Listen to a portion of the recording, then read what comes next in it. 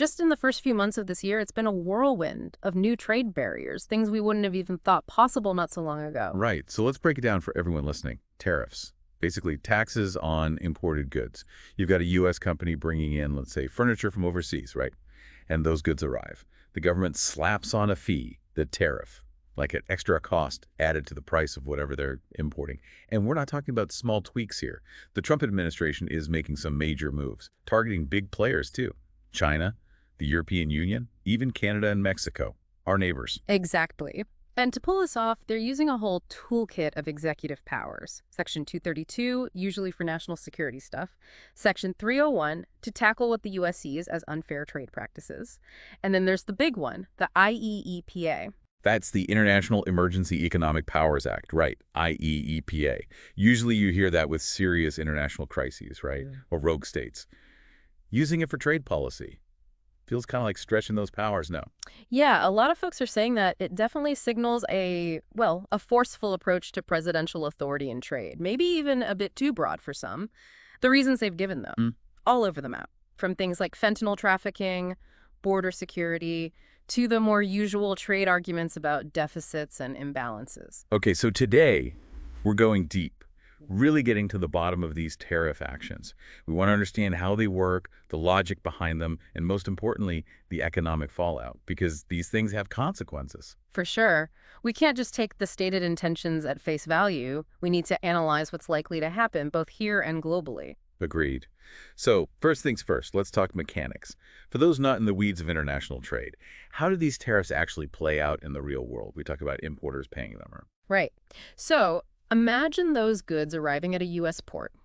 The company importing them, their job is to classify those goods. There's this whole system, the harmonized tariff schedule, really detailed. And based on what the goods are and where they're from, they calculate this specific tariff duty. Then the importer pays that to U.S. Customs and Border Protection. They're under the Treasury Department. So that money goes into the U.S. Treasury's general funds. Okay, so it's not just a flat fee on everything, right? There's nuance to how these tariffs are structured. Absolutely. The most common one is the ad valorem tariff. That's a percentage of the value of the goods. So say 25% on imported steel. The importer pays 25% of the value of that steel as a tariff. Then you have specific tariffs. Those are fixed, like $2 for every shirt imported, regardless of the price. And then there's tariff rate quotas. These are interesting. So Right. a certain amount of goods comes in at a low or even zero tariff, but once you go over that limit, bam, higher tariff. We saw this back in the first Trump administration with things like washing machines and solar panels. Makes sense. So the importer's cutting a check to the government. But who really feels the pinch in the end?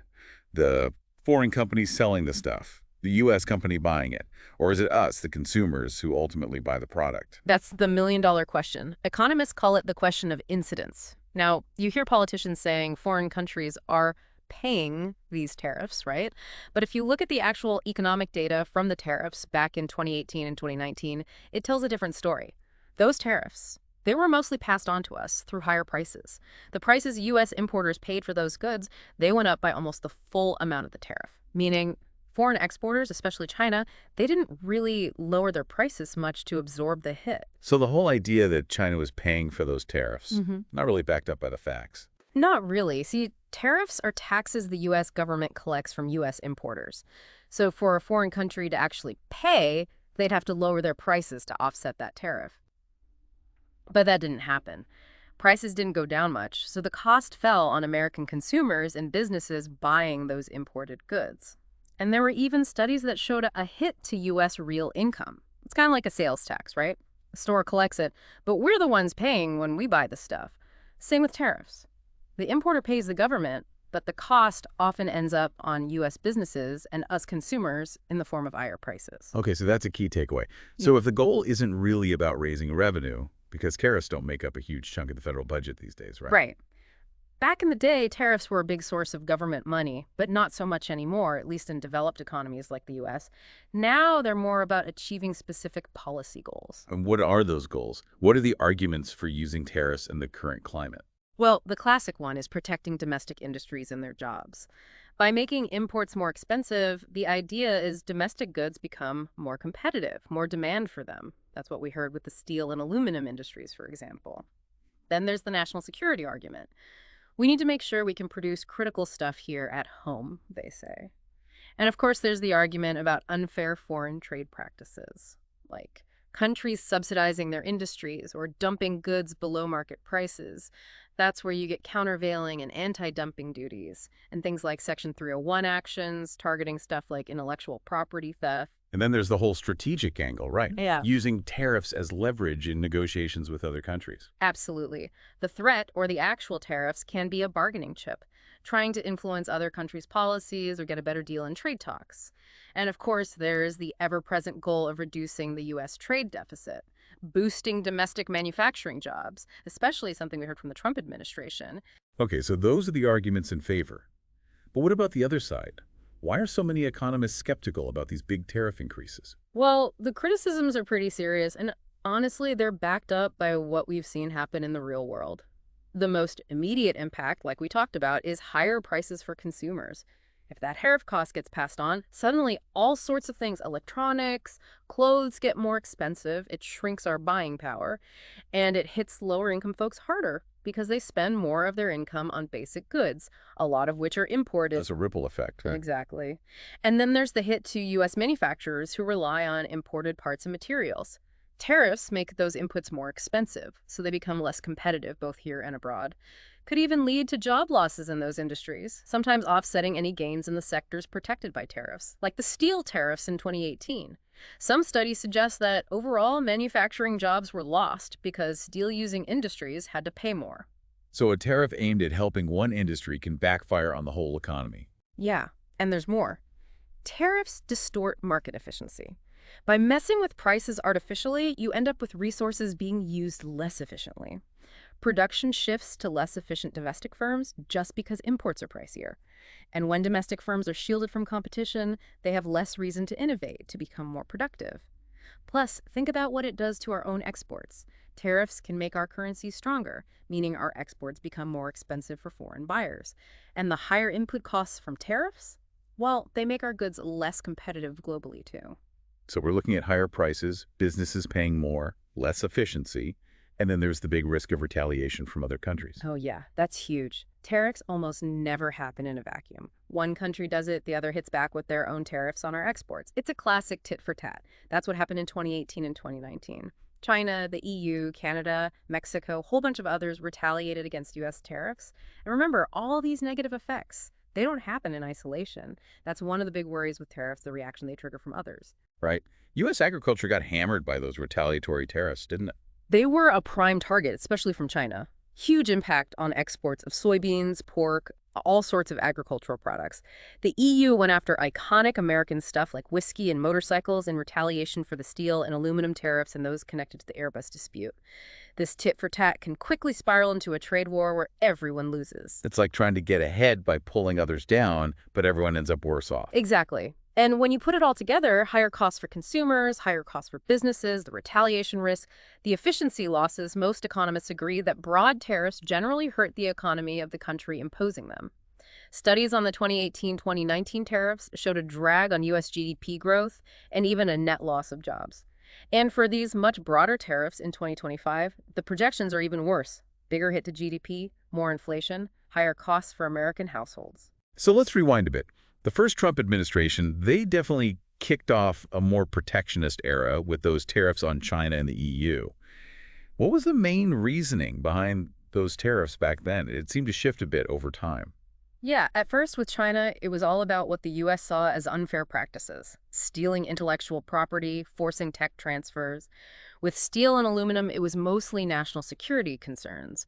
But over time, they also talked a lot about the need to shrink the trade deficit, bring back manufacturing jobs to the U.S. But as we've seen, the actual results didn't always match those goals. The trade deficit didn't really improve much, and the impact on manufacturing jobs was, well, mixed at best. Right. The trade deficit with China went down a bit, but overall, not much change, meaning trade just shifted to other countries, and the big manufacturing comeback didn't really happen. Plus, that Phase 1 trade deal with China didn't fix the core issues, and China didn't even meet its promises on buying U.S. goods. Okay, fast forward to 2025. What's the current situation with China and the EU under this new tariff regime? Well, this second Trump administration, they came out swinging. February 2025, bam. New tariffs on basically everything from China, Mexico, most stuff from Canada, using IEPA. The reason given: national emergencies linked to fentanyl and border security. The tariffs on Canada and Mexico were adjusted later to exclude things covered by the USMCA, but everything else stayed under tariffs, in all three countries. They're planning retaliation. Wow. Going after all imports from those countries right off the bat, that's a bold move. It is. Then came the end of the de minimis rule for imports from China specifically. That rule let small packages worth less than $800 in duty-free, getting rid of it. Big impact on e-commerce, especially those ultra-fast fashion companies and others that rely on small, frequent shipments from China. What about the steel and aluminum tariffs? I remember those from before. Have those been affected too? Oh yeah, they've gotten a lot tougher. In March 2025, the aluminum tariff went up to 25%, matching the steel one. But the big change: no more exemptions for specific countries. Even close allies like the EU, UK, Canada, Mexico, South Korea, Japan, all gone. And they also closed the door on companies asking for exemptions for specific products. Made those rules of origin stricter too. So no more special treatment for our allies. That's a major shift. Huge shift. But it didn't stop there. April 2025, new 25% tariffs on cars imported from most countries. And they're talking tariffs on certain auto parts too. There's a chance vehicles that follow the USMCA rules might be exempt, but we'll see. Those North American auto supply chains are so intertwined, this is going to be causing a lot of disruption. No doubt. It's a real threat to those networks. But then came Liberation Day, April 2025, i.e. EPA again.